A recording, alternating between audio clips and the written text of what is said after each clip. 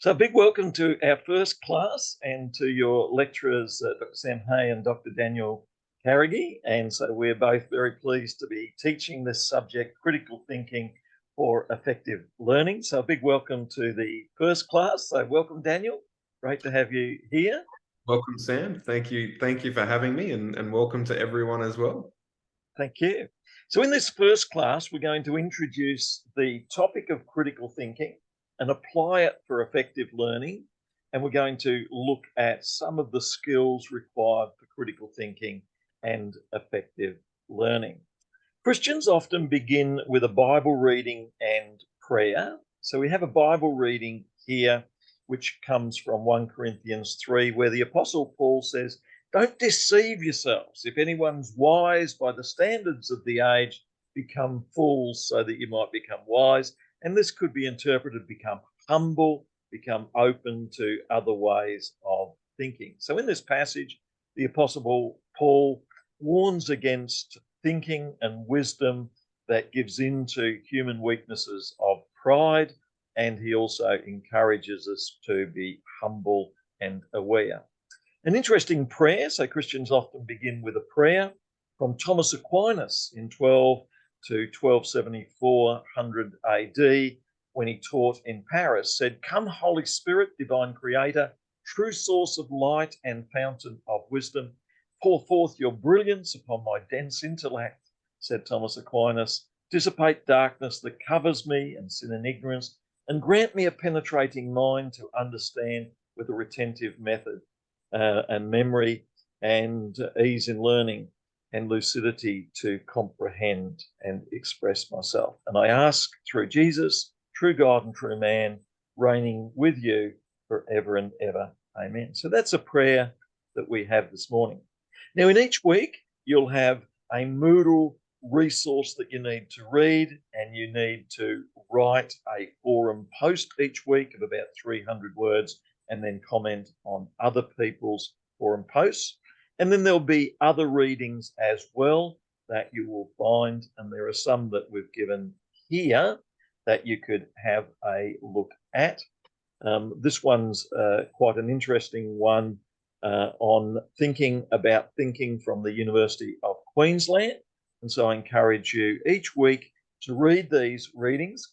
Now, we recognise that you've got about 10 hours a week that you'll give to each class. You can find time anytime during the week to do that. And so that would be 1 or 2 or 3 hours you might give to doing some reading in a post.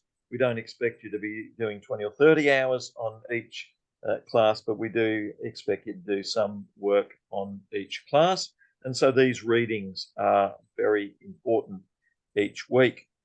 At the end of this reading, you also have some other resources, and each week you'll have other resources. You may not have time to fully work through them, but we encourage you to keep a folio where you write down or collect resources each week that you'll be able to use. So I encourage you to do that. And this is a very interesting one from the University of Queensland on critical thinking, and you could cite and use these in your classes and in your assignments. So they're some of the resources that we have for week one, and you can use these in your forum post, and you can use these in note taking, and then you can bring this to the Zoom class that we have every second week, week 2, week 4, week 6, and so on. So you can bring that material along.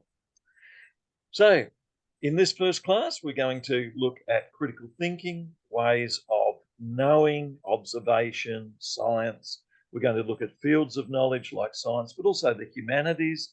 We'll look at de Bono's thinking hats in this first week as well. And we'll think about what we're doing when we are doing critical thinking. So we begin with the first question. What is critical thinking?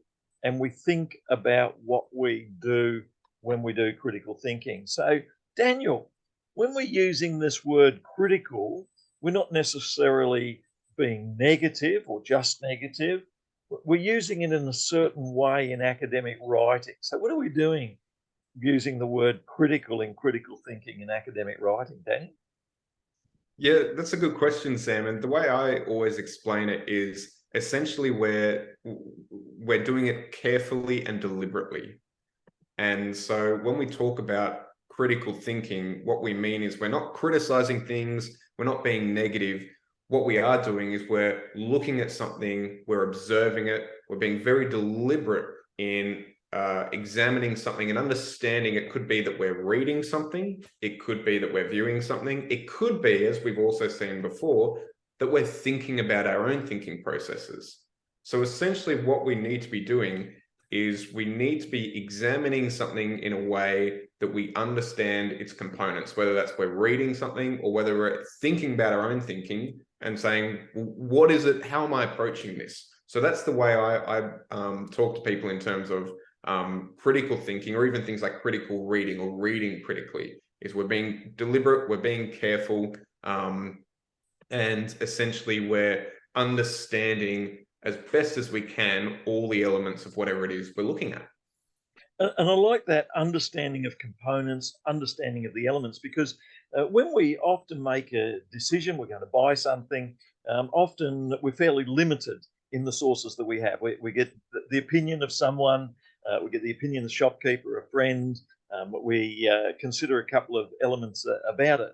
But in academic writing, we're encouraged to think about a lot of different aspects. What's motivating us? What are different viewpoints? What have people said? So academic writing has a lot of additional components and aspects to it than everyday writing. And so critical thinking has a few different aspects to it in academic writing than it does in everyday writing.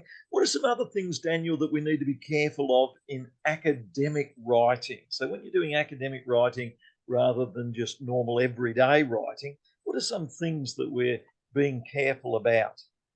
Well, I think the first thing that we're being careful about is essentially why we're writing and who we're writing for. And that I'll probably get to in a second. And what I mean by that is, for those of you who are pretty fresh out of, say, an English HSC classroom or are looking to become English teachers, you'll be aware of different types of writing, be it persuasive writing, for example, where you're looking to make an argument. You're looking to convince your audience. And so that leads into my second point as well, is that, I think you guys will probably be bombarded potentially in the first semester about proper academic writing and structure and referencing, making sure that you're,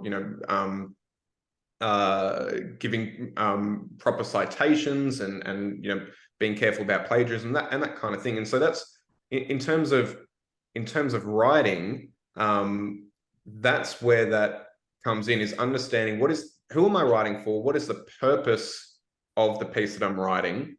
And in doing that, knowing, okay, if I'm writing an academic essay, I'm meant to be arguing a point, I'm meant to be persuading my reader, and at the same time, I'm needing to write this in such a way that shows evidence of my ideas and where I got them from.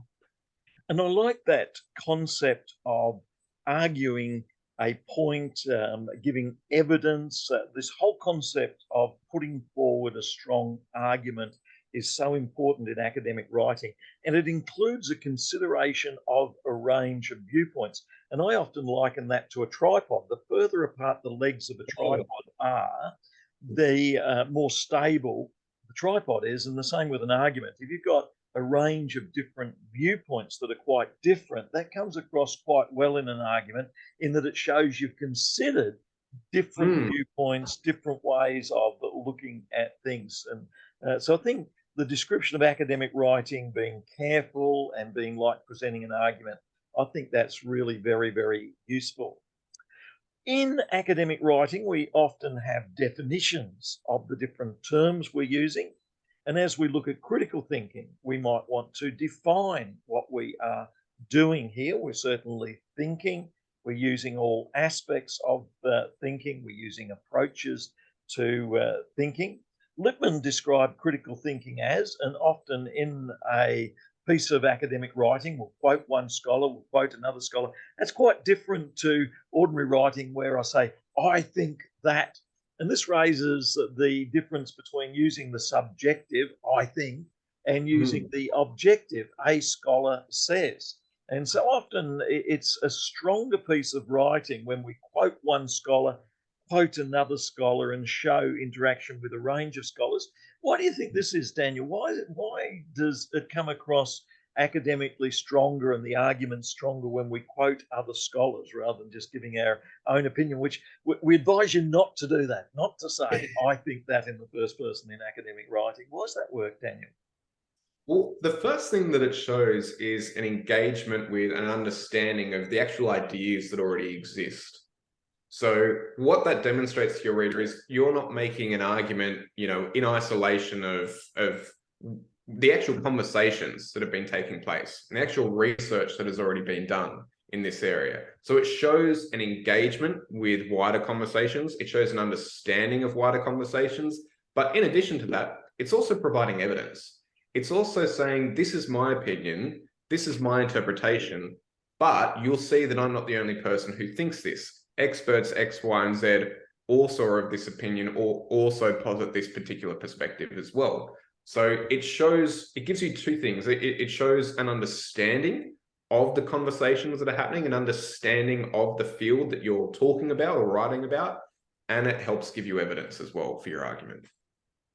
And so we're doing this here. We're looking at critical thinking. And one example of looking at that is to start to look at the ways different scholars, like Lippmann, he describes critical thinking as skillful, responsible, relying on criteria, self-correcting, sensitive to context. We then look at another scholar, and often I find in a paragraph, if you can use more than one scholar, then that makes the paragraph stronger because you're interacting with a range of different scholars. And so by using these views of different scholars, we have a more thorough understanding of what critical thinking is. Of course, we wouldn't often use just point forms. You might use that in a project. You'd often then write this in your own words and you would interact with the scholar. So this shows that you're not just quoting the scholar, you are in fact interacting with the ideas that the scholar presents about what critical thinking is. And so we'd expect you in the subject on critical thinking to be able to interact with some of those resources. And you might say, as the scholar John Dewey has said, and then you would quote something that he has said. We'd also encourage you at times to interact with primary resources. The moment we mention a scholar, see if you can find something that they've written. Now, John Dewey might have written this back in 1910, but you might be able to find some material that he's written. That will make you a stronger scholar because you're interacting with these resources. You've put in a bit of effort at locating them. Often, when you're looking at a subject, it's important to locate the key thinkers in the subject. And so here in looking at critical thinking, we're going to interact with half a dozen key scholars, and one of them would be the American philosopher and psychologist John Dewey. And then he's someone who defined critical thinking in a particular way, looking for ground of support for the ideas that we put forward. So it's not just our ideas, but we look at the grounds for supporting this. Sometimes this is called evidence-based. You'll see in hospitals, you'll see in schools, people so often talk about evidence-based thinking. What's the evidence that we use? And Dewey is famous for introducing concepts like evidence-based and critically reflecting and these different concepts there. So why is it important, Daniel, to identify the key thinkers in the field when we're looking critically at a topic? Why are key thinkers so important rather than just our own ideas?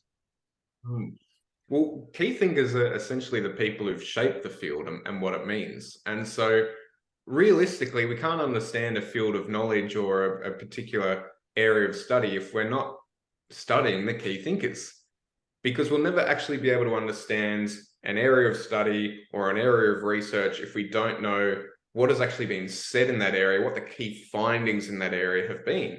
So the key thinkers is essential to understanding the area that we're examining. But also on top of that, I, I think as well that the thing that enables us to do when we examine those key thinkers is it also gives us a little bit of a history as to how a particular area has developed over time, maybe what some of the key questions have been, the key debates, the key findings. So in order to understand an area of study, you really can't do it without looking at who the key figures in that field have been. And I think key thinkers are so important in that they give you a range of different viewpoints, but they show your ability to locate the key people, to locate the key ideas, to interact with these key ideas. So the key thinkers are so important in any area of study that you do. And also, if a key thinker has put 20 or 30 years into the subject, and you've put 20 or 30 minutes into studying the subject, then the key thinkers has got a great deal to offer, haven't they? It's Absolutely. yeah, Yeah. so very, very important. Mhm. Also, yeah, go on. Oh, yeah, I was just going to say, I find as well, we find, yeah, occasionally as we as academics might have to do, we might have to tread into a new area a little bit, but even for the areas that we're particularly familiar with, a lot of these key thinkers provide us with scaffolding for how we ourselves understand a topic or how we ourselves approach a topic. Obviously we refer to people, for instance, as Marxists or feminists, or capitalists or whatever else. And so these kind of ways of viewing, society and culture and economics or what have you, and I'm speaking in very broad terms here, but they're obviously derivative of key ideas, of key ways of viewing the world. So, those key thinkers provide us with a scaffold for how we ourselves might approach the world, for how we ourselves might think about ourselves and the world that we're in.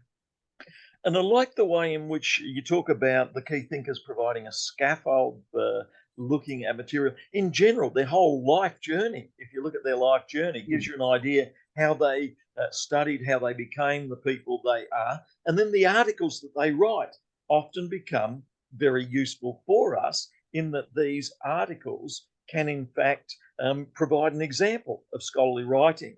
And so here we have David Hitchcock, who's written an article on critical thinking, not in Wikipedia where you can't find the author, but here you can actually locate the author, you can see the reference he used, you can see his background. And so we've got a scholarly journal article here, and you can see an example of the way he lays out the discussion of critical thinking. At the beginning, we've got the outline of the approach that he takes. At the end, we've got an example of references that he uses. We have an example of how he begins with the history of the concept, and then he draws on a key thinker himself, and so he's interacting with a key thinker, and we see how he lays this out in some well-developed paragraphs, how he cites sources as he works through these paragraphs. And so we see quite good examples out there, particularly in scholarly books, academic books that have footnotes and references, in academic articles, journal articles. We see how they define their terms. We see how they discuss their terms. They talk about the value of the topic, the motivation for looking at the topic. They look at the processes involved in something such as critical thinking. So interacting with these resources give you more than enough material to understand the material if you choose the right scholarly material. Interestingly, with the Stanford Encyclopedia, they also give you a little button on the right you can click on, or on the left, where you can actually get the academic citation. You could then look up the scholar, you could find out about his background, you can see how he studied, where he is teaching. So all of this background information can be part of the process of seeking to understand the key thinkers, seeking to understand the methods that they use. When they list some of the steps involved in thinking, these are some of the things that I've noted. Firstly, they say critical thinking involves wondering, asking questions, curiosity. How important do you think curiosity is in critical thinking, and then if you're in a classroom and you're teaching, how do you develop curiosity in your students? Because it's so easy for us teachers just to ask questions that have got pat answers. You know, we expect you to give this answer. You know, instead of developing true curiosity and questioning. Daniel, thoughts on how we can develop curiosity and why it's so important, and questioning and why it's so important? Yeah, that's a really good thing to consider. And in thinking about it, I think curiosity is quite possibly from a standpoint of being an educator, whether we're a lecturer or a classroom teacher, it's probably the best motivator. And curiosity is critical in the sense that in the field of education, whatever field of education we're in, we have to be lifelong learners.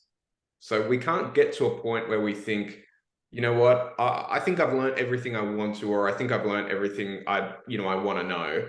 I'm going to call it here. I'm going to call it a life, and I'm just gonna stop here and rest on my laurels. We can't do that. The very nature of being teachers is that we ourselves have to keep up with where knowledge is moving, where research is moving, and not just in terms of the content that we teach, but also in terms of the best way to teach it. And that's something that's always going to be evolving and always changing, is teaching methods and classroom pedagogy. And so if you think about being a classroom teacher, obviously your classroom practice and your pedagogy will evolve over time. The best teachers are the ones who think about, okay, what is the current research saying about really effective ways to teach? What are some of my more experienced colleagues doing in the school that I can look to and maybe take little elements of their teaching to improve my own practice? And even on top of that as well, syllabi and curriculums they'll always be updated. So if we don't have that curiosity to drive us to learn about the new, to learn about the way other people approach things, to think about how we can improve our own practice, we're never going to be as good as we can be, and we're never going to be impacting people's lives in the way that we're called to be without that curiosity to do that. And I know a number of teachers say that they like to balance in their teaching each year using some of the resources and ideas that they have used in previous years. That gives them a sense of security and confidence. Yeah. But then it's important every year to try things that are new, to learn things that are new, to get some new resources, some new books, and to model the fact that we're continually learning, that we're continually curious, that we're continually asking questions, and we're trying new things. And so part of critical thinking is this openness to other ways of doing things, other ways of trying things, looking at things. It's a continual learning process. So it's modeled. And that's another important aspect of teaching, is that we model the teaching that we do. We don't just verbalize what we do. Another aspect of critical thinking is recognizing the importance of accumulated knowledge. And we've mentioned this already in terms of the key thinkers, the great thinkers through history. And in this subject over the next 12 weeks or so, we're going to interact with some of those great thinkers. But Daniel, in terms of the importance of accumulated knowledge and then preparing a literature review that looks over the accumulated knowledge over a period of time, why is this literature review of the accumulated knowledge so important when we tackle a new subject such as science or maths? Why can't we just use the first book we pick up and the first couple of pages? Why is it important to have this bigger viewpoint of overlooking the whole of the field? And why, when we do an essay in our university assignments, can't we just use the one scholar and the one page that we find? Why do we need this literature review that overviews all of the accumulated knowledge in a topic area? Why is it important, Daniel? The simple answer to that is that different scholars have different opinions, and the consensus view within a field will change over time. So I might pick up a history book that's been published in 1960, and it might be a really interesting book. It might be absolutely fascinating, make some really good arguments. But if I just take that book and don't look at anything else, what I'm not aware of is work that's been published in the 50, 60 years since that. What have historians who've come after that had to say about not only the same area of history, but how have they potentially responded to the historian who I was just reading then? It might be that that historian's argument was rebutted. It was debunked even. It could be as well that that historian I read maybe published later works in which they also said, you know what, I argued this originally, but I am actually of this opinion now. And so a literature review is so crucial, because if we just take one journal article or we take one book, we're only getting one side of a 100, 500,000 sided shape, because viewpoints change over time. There are sometimes consensus opinions, but you will never find a field where every single scholar in that field is in agreement over 100% of ideas in that field. There will always be contested ideas, contested spaces. So a literature review is so important, because not only does it show you the differing opinions we talked about earlier, gathering different elements, different viewpoints, it shows you all of that, and at the same time helps you understand where there might be gaps in that field as well. Because the last thing you want to do is read one book and then say, okay, all right, I think I've got a good handle on this. I've got a really great idea for an argument or for an essay, and then you go and write it, not realizing that the very thing that you're arguing has been potentially debunked by a dozen scholars in the last 10 years. And this is so encouraging in that it shows that our viewpoints as students who possibly only studied for a week or two are valuable, in that everyone has been there. Einstein has been there. He applied for university teaching jobs and couldn't get them. The only job he could get is working in a patent office. And sitting there, he was thinking about big topics. And then he wrote his couple of papers in 1905, and he was successful. So it encourages us that failing to understand and getting things wrong is all part of the learning process. And the important thing for us is to learn how we can know when we have limited knowledge, we haven't all got it together, because every scholar we engage with has got it wrong at some stage or another.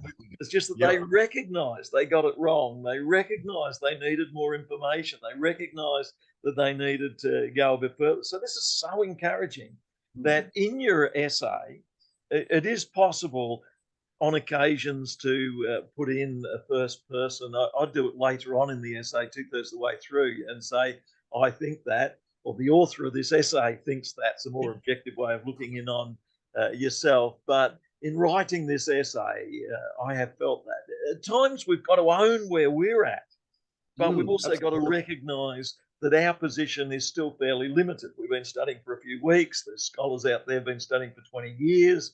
And so we've got to balance our own viewpoints. And I don't think we get rid of our own viewpoint totally, but we recognize it's our viewpoint in conversation with others.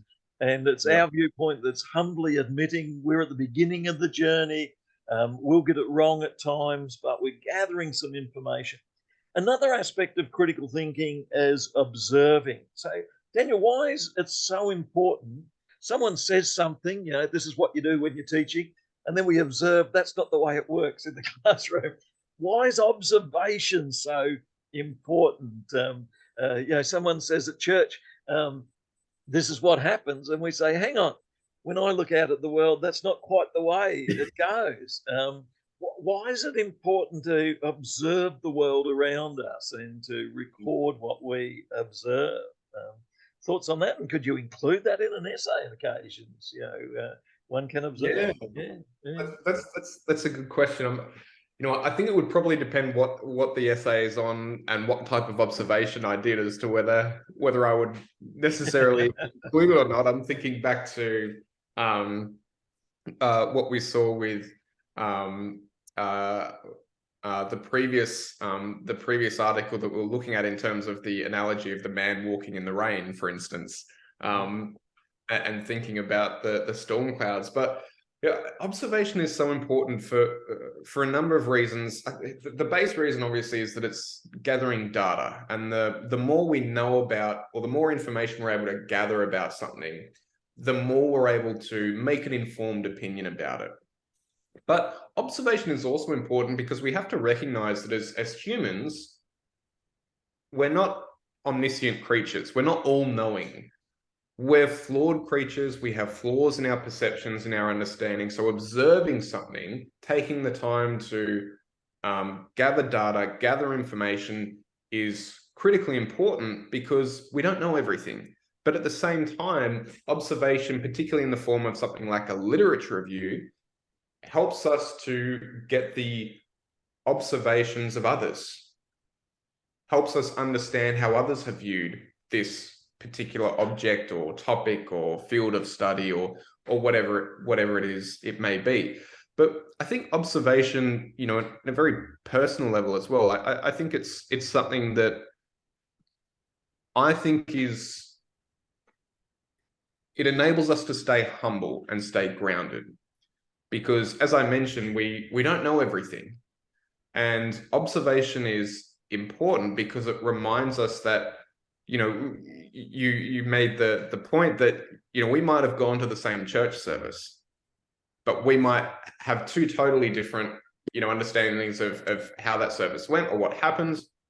And so it's not just about observing the service, it's also about observing each other's observations of that, if that makes sense. So I think there's a real element of humility there. And I use that kind of that analogy of what did you think of the service versus what I think of the service. That's almost like a literature review in and of itself. We're both looking at the same thing, but we might have different opinions on it. That's such a great reminder of different viewpoints in that whenever after a church service or a meeting, we say, what did you think? What did I think? There's always going to be differences.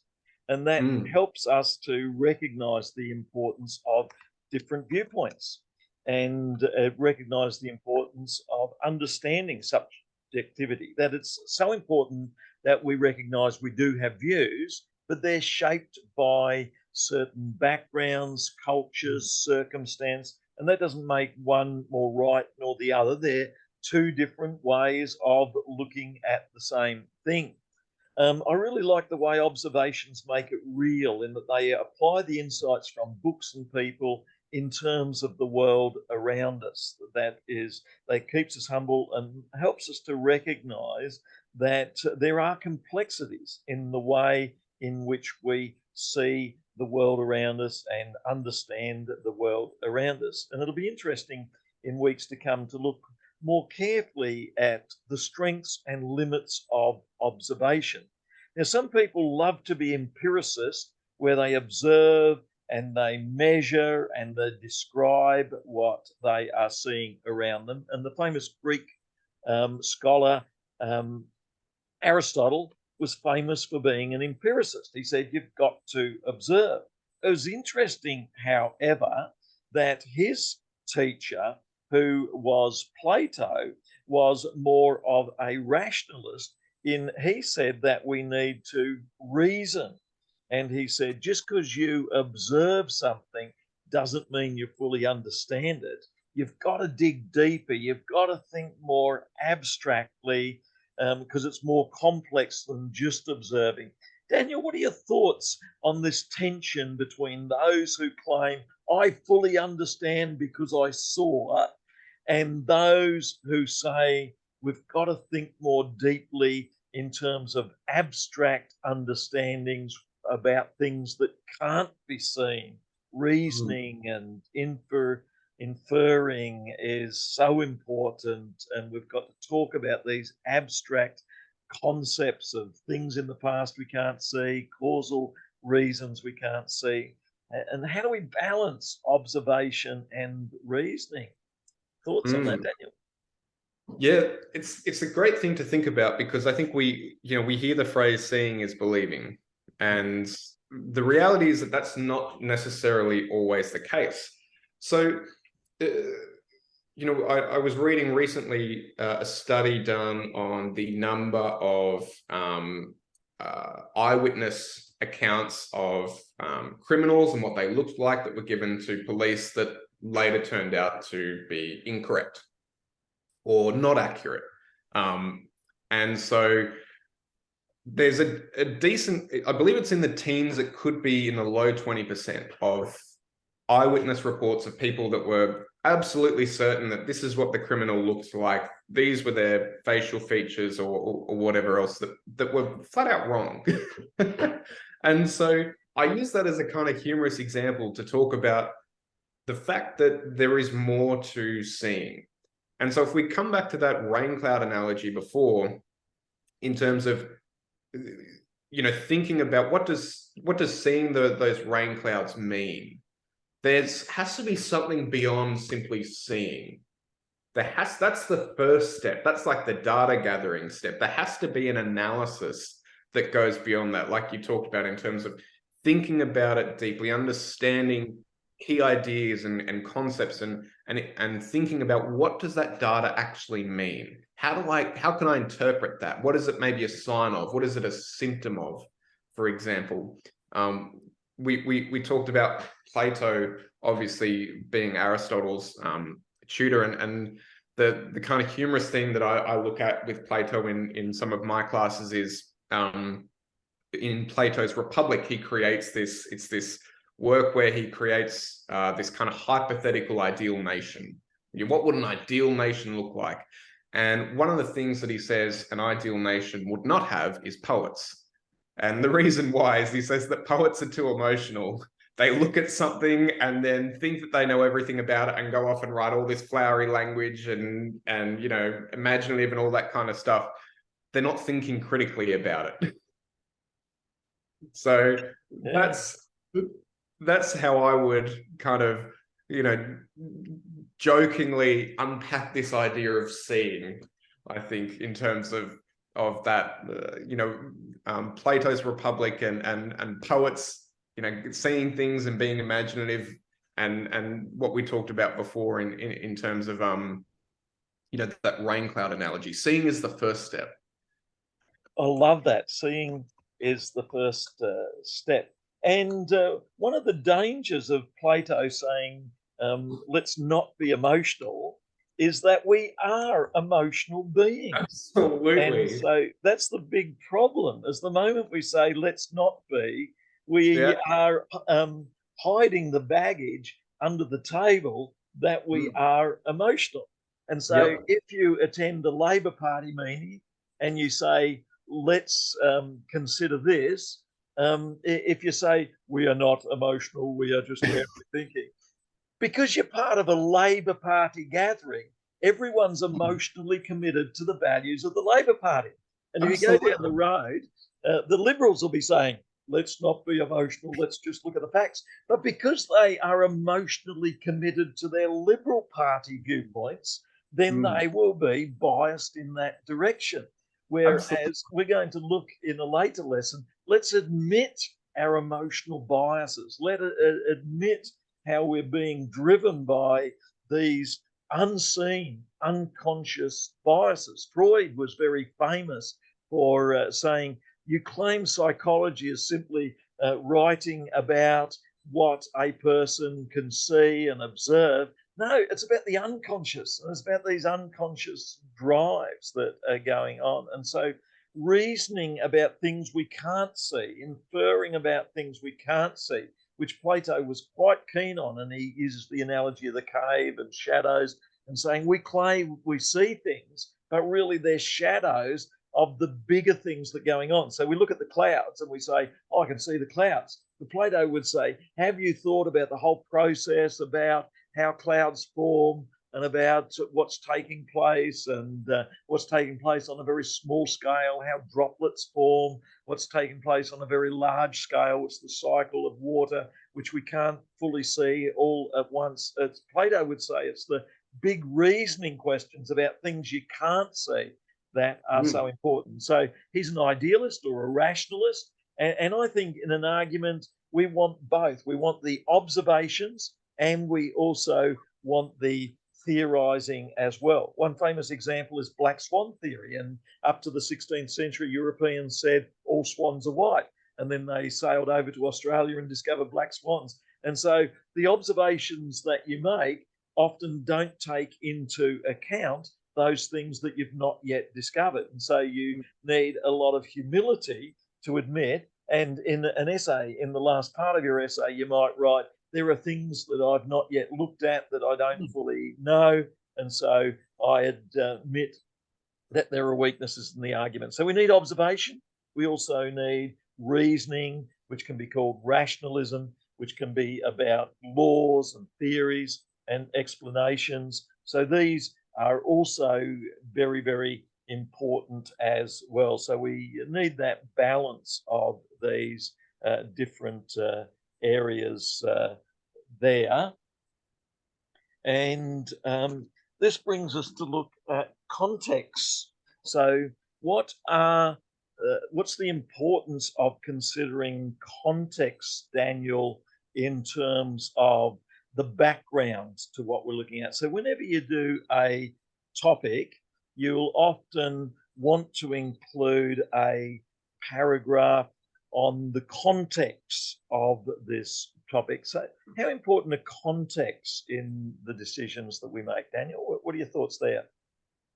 Well, I think it's very important, and one thing that we I think we talk about, especially in contemporary societies, when we're looking back and we're looking at the actions of key historical figures, you know, we'll hear things we'll hear something said along the lines of, well, you know, for their day they were all right, or for their time period this was the main understanding. And so, you know, context is very, very important, because people are shaped by their social sphere, their cultural spheres, the forces of society and culture that they're born into. Because if you think about, for example, you know, what viewpoints would we have as Australians about the notion of critical thinking versus people who may be living in a country that is not a democracy? To what extent might they be different? To what extent might we have different opinions on critical thinking to people who are doing a similar course in a democracy, but in a different country in which there are different social and cultural expectations and norms? And these forces and these norms are always going to inform us. They're going to inform what we write. And we can see that with some of the key thinkers as well. So, you know, I'll use an example for that's probably close to home for us as educators is Lev Vygotsky and his theories of social development in the child. And one thing that Lev argued in particular was that the big and important role that society plays in a child's development. And I think for the most part, that's been relatively agreed upon. But at the same time, Lev was writing during the period of the dominance of the Soviet Union and the Soviet Party in the USSR. So it's you know, he's writing at a time where the government, where propaganda in the USSR is talking about how important society is for everyone, how important, you know, a well-controlled nation is in creating upright, outstanding citizens. So even something small like that, even a theory that has been widely accepted, has been recognized that, oh, okay, yes, this sounds right, but we also have to be mindful of the fact that the cultural and social context that this key thinker was writing in has probably shaped that idea a little bit. And so, you know, coming across these key thinkers, it helps us recognize what are the forces that may have influenced their thinking, what are the forces that may have influenced their writing, but also what are the forces that influence our opinions. It's so important, and I look forward in the assignments to having the opportunity to engage with reflection on the context that we are in. And so each week there is a forum that students put up, and they can reflect on what's the context of the author, what's the context in which I'm reading this as I read. And then in the second assignment, students have a chance to reflect on their own background, how they were raised. And I love this idea of gaining greater self-understanding and then writing a little bit about that. I'm in a Western society, I've got this view. What shaped my view of education? What's shaped my philosophy of education? Why do I hold this philosophy of education? And then in the third assignment, recognizing that out of the students in my class, there will be some who've got one particular view, there's some who've got another view, because some come from an Indigenous culture, some come from an Asian culture. So we've got these different viewpoints. And so that's going to be so important as well. So how important is it in the classroom, Daniel, to recognise these different contexts that your students have and the different ways in which they view what's going on? Yeah, it's critical because, students come from a wide range of backgrounds, a wide range of social backgrounds, ethnic backgrounds, even economic backgrounds as well. And so it's critical because as teachers, we have to teach every student. And so we can't just be teaching in a way that only a third of the class can relate to or can understand. And I think as well, in addition to that, we can see on the document that we're looking at, a great point that you put in, Sam, and it's something we've been talking about, obviously, is that relying only on the knowledge of a single person is very limiting. I want to encourage you that in your future classrooms, you can actually be learning from your students. Your practice can be informed by them. And so the best classrooms are ones where all students are catered for, but in addition to that, where the values, the inputs, the contributions of all students inform the teaching as well. And so being aware of those different backgrounds is critical, not just in terms of understanding key thinkers, it's critical in terms of understanding, all right, where are my students coming from? What do I need to be aware of? A simple thing that, I came across recently was someone who was teaching in a low socioeconomic area who said that in their school, they try as often as possible not to set homework that requires the internet, because in a low socioeconomic area, it might be that not everyone has reliable access to the internet. And so just something simple like that, thinking about the social or economic context of where those students are coming from, is informing their practice and makes their classroom and the learning of the students, it maximizes their potential. This is so good and so important, and we'll do this in the essays and assignments the students write. And at the same time, I would encourage the students to research some of these different contexts. And so you could go somewhere like Google Scholar. And so if you type in Scholar Google, that'll take you to a scholarly search engine, and you could put in Indigenous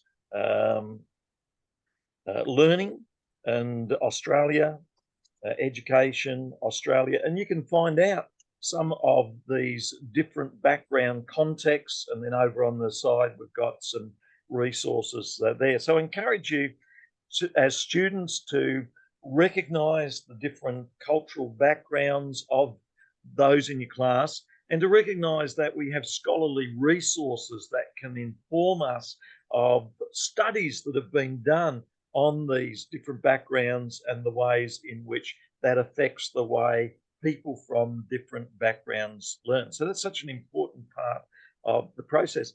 And also, we need to understand that we all use different language. In academic writing, you want to use a more academic language. And then when you meet with different people, you might find that they may use more informal language, different types of language. We need to understand the capacity of different language and ideas to communicate different concepts. And when you look, if you've got Indigenous people in your classroom, there's increased encouragement to recognise Indigenous languages. And if you've got people from overseas, I've had students in my class from Japan, Korea, and I've encouraged them at times, think about writing something in your own Indigenous or native or Korean or Japanese. you might write a section in that, and you might, think about the different viewpoints from different language perspectives, because that's very, very important. Language can shape the way we think. Any brief thoughts on the way language shapes our thinking, and we need to be aware of that, Daniel? Yeah, I think an example I always think of is I'm not anymore, but I used to be borderline fluent in Indonesian, and one of the ways that Indonesian is structured as a language is that it actually puts the person last in the sentence. So in English, I would say something like, "I cleaned my car," but in Indonesian, it would be, "My car, I cleaned," and it's essentially and so Indonesian as a language is actually only 50 years old. It's a very new language that was designed to kind of bring everyone together, give them one language in Indonesia because they had way too many. But the emphasis there is on humility. The language has been deliberately designed to encourage humility and to create a kind of understanding that the world doesn't revolve around me, basically. And so that's a really clear and salient example that I can think of in terms of the way language informs our thinking. But I think in addition to that, I think what we consume, the language that we consume, whether it be through the books we read, the Netflix shows we watch, the video games we play, the diction and the vocabulary there, we can soon find informing our own. Who we hang out with as well. I'm sure we can think of, social groups that we're in where, there was a person who used a particular phrase or a particular word that they were kind of fond of, and we find ourselves using that as well. So language really informs what we say, what we do, and how we perceive ourselves in the world. And I think you can see that in the term consumerism and individualism, in that we're constantly before a television or before a screen that is encouraging us to consume. And so there's a huge amount of consumerist language all around us, and it draws us into that consumerist worldview, which is very different to a Pacific Islander worldview, where if you want food, you go out and pick it. And so their language reflects a different view of the world. I might say in terms of Pacific Island time, we're driven by a watch, and Germans even more so. It's microseconds when trains arrive and leave, etc. And so there are certain language uses that shape each culture, and it's important in a classroom to recognise that we as adults of a certain age cohort use a certain language that reflects a particular view of the world. In the West, we use an individualist language as opposed to a more communitarian language that's used in Asian cultures. So language is so important. In critical thinking, of course, we're thinking quite a bit about our self-understanding. And so in each of the weeks and in your assignments, we're asking the students to reflect on what's their background to their way of seeing the way things are, but also recognizing that there are biases as well. Now, these biases aren't always bad. I encourage you as a student, if you come from a particular church background or religious background, to perhaps have half a paragraph where you say, from my background as I was raised there. I think that's so important. It's part of authenticity, revealing who we are, and then going on to be open to other areas as well. So bias is not always bad. It's important to acknowledge. It's important to, at times in our writing, acknowledge it. And even when we're teaching, to say to the students, this is the perspective I hold, and I recognize one teacher might be an introvert, another an extrovert, and students will come from every different background, and we acknowledge those. So how do we deal with biases in our writing, Daniel, and also in the classroom setting? Yeah, it's so important, and I love what you said, Sam, in that biases aren't necessarily a bad thing, because if we look at who we are, for example, and we think about, all right, where might some of my biases come in? Obviously one of the first identifiers, and hopefully the first identifier we use, is that we are Christian. And so obviously being a Christian isn't a bad thing, and being a Christian can really give us a sense of drive and passion and curiosity as well for our work, for our research, for our teaching. But at the same time, we also have to be conscious of the fact that not everyone in the world holds that particular view. There's going to be different understandings of the way the world works, or perhaps the way the world should work, the way society should operate, that we may not subscribe to.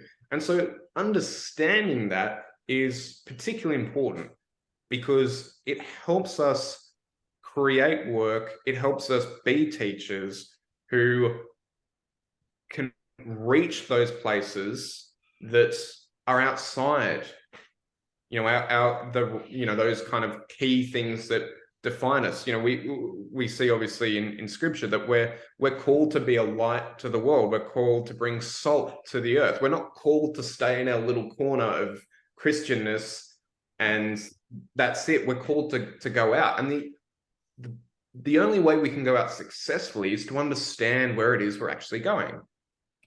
And so being aware of our biases is important, certainly in that regard, but it makes us better teachers. It makes us better scholars, because we can understand, all right, this is my perspective. How, I've just read this thing, right? I'm just planning to teach this particular lesson. How might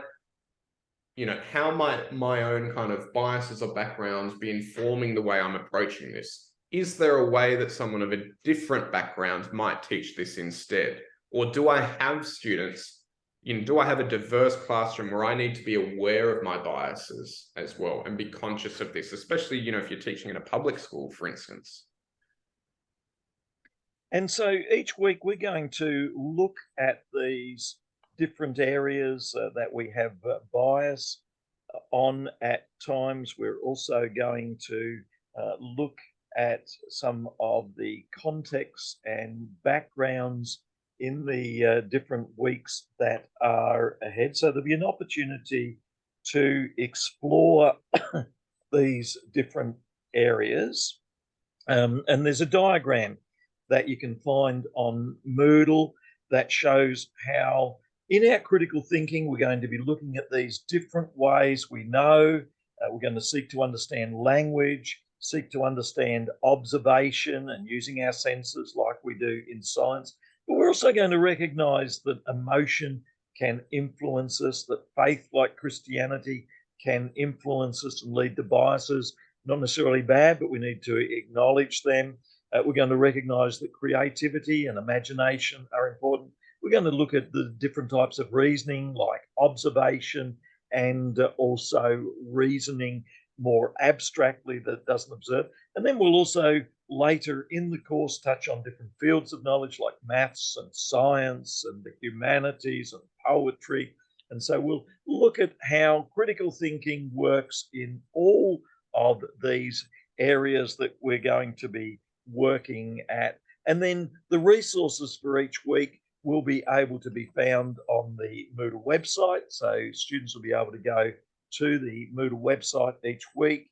You'll be able to find the readings and tasks that you need to complete each week. And then every 2 weeks, week 2, week 4, week 6, there'll be a class that'll go for 2 hours, and then you'll be able to meet with your lecturer in those 2 hours and other students, and that you'll be able to go through all that's going to be covered there. On the Moodle website, you have an outline as well of the subject. You have all the information you need there to go through. So that's fully available for you. You can always send an email to Daniel and myself if you have any questions. There's also an outline for the subject, so you can carefully look at what's required in the outline. So you see the objectives that we seek to go through listed there. You keep them in mind. There's the attributes that we seek to encourage. You can keep those in mind. And then there's a list of the topics we're going through. So today we've looked at an introduction to thinking skills. Also, at another time, we'll look at De Bono's 6 thinking hats, where it's a reminder. De Bono gives us a reminder that not everyone wears the same hat. You might put on a white hat to signify gathering information, like white pieces of paper, but someone else might be more emotionally driven and want to put on a red hat and express their emotions. Someone else might want to be more critical and put on a black hat. And so De Bono uses different hats to symbolize different ways of approaching. In week 2, we'll then go on and look at the ancient Greek ways of knowing, Plato and Aristotle. We've briefly mentioned them today, but they give us really valuable insights. Week 3, we look at scientific ways of knowing and mathematical ways of knowing over weeks 3 and 4, which are very much associated with critical thinking.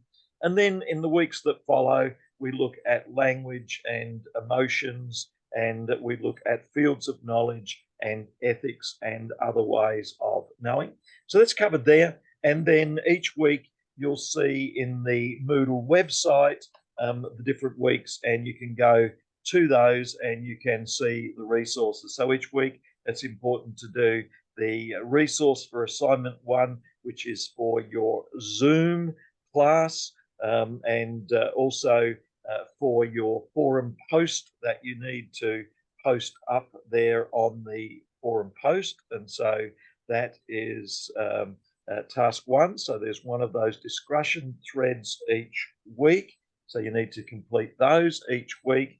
And as well as that, there will be reading for each week. So you need to be interacting with the readings for each week. And you'll do that every week, but you'll only meet for the Zoom class every second week in weeks 2, weeks 4, week 6. And we look forward to meeting with you in the first class in week 2.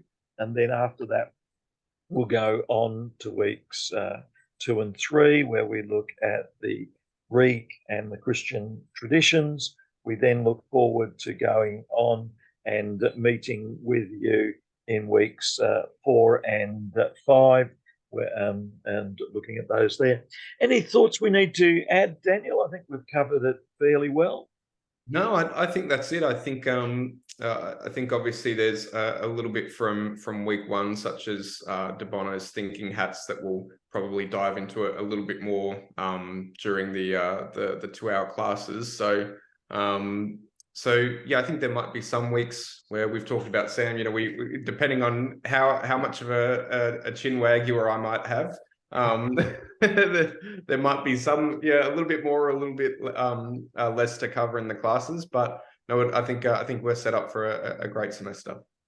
So wish you all the best, students. Look forward to seeing you in week 2 in class, by Zoom, online. Don't stress if you struggle with week 1 or 2 in any way. We can talk through things more fully, and you can catch up when we have our first meeting in week 2 in the class. Thank you, each one.